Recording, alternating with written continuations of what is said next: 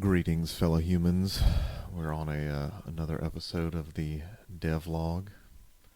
Happy to see you all again. On this episode, I wanted to go over my thoughts on art. So, whenever I first started, I was working on Dragon's Bane, and I wanted to dabble in the 2D space. I wanted to dabble in pixel art.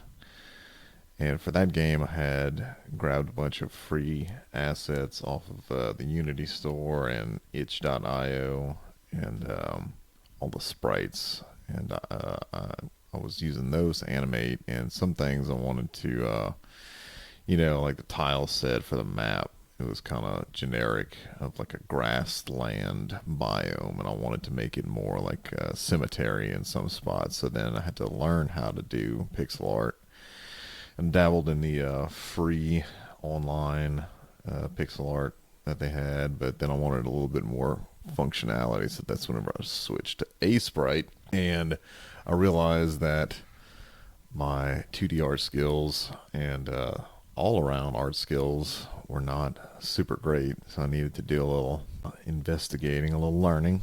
It's always good to learn every day, And I discovered that art is not something that you're born with, right? Well,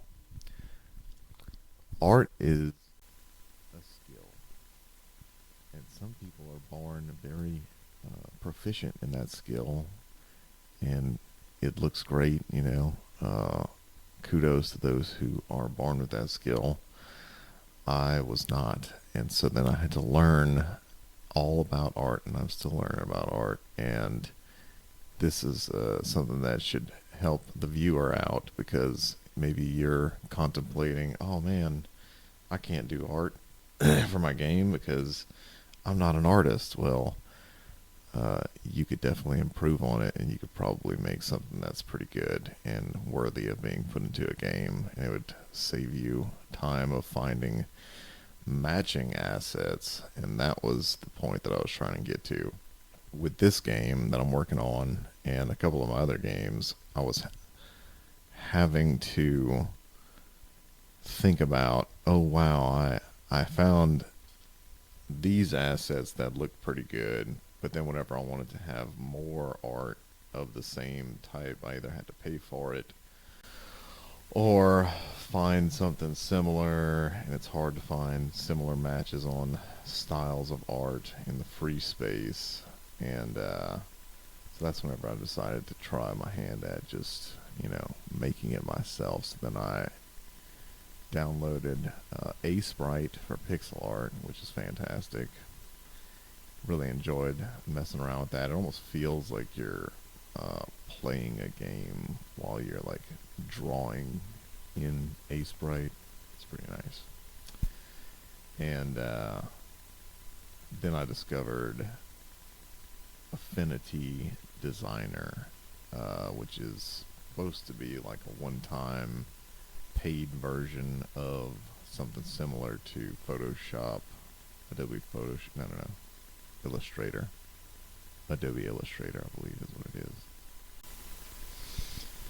So I was not about that subscription model, and I was like, alright, cool. Vector art and Affinity Designer. Now, vector art versus pixel art, for those of you who do not know, is pixel art, you gotta know what scale, like how many pixels you're drawing on. If you got sprites that are 16 pixels by 16 pixels, and you start drawing things that are not on that same scale, it kind of looks wonky, and it's hard to scale things and it look correct. And with vector art, you can draw things and change colors, and just the general flow of drawing something is a lot different. Scaling is nice, just feels a little bit easier to me. I do miss doing pixel art though. It was pretty fun. But Affinity design has been real nice, and I've been getting better at it. And that brings me to this current game, which I'm working on, and I have a video of my current thing that I've been working on in the background, which is the weapons.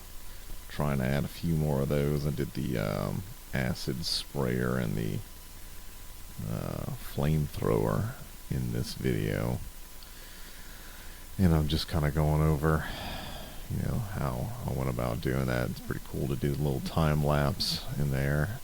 I never figured I'd be dabbling in game art. It's pretty fun. Hope you all enjoyed the little background video. So we'll see you next time.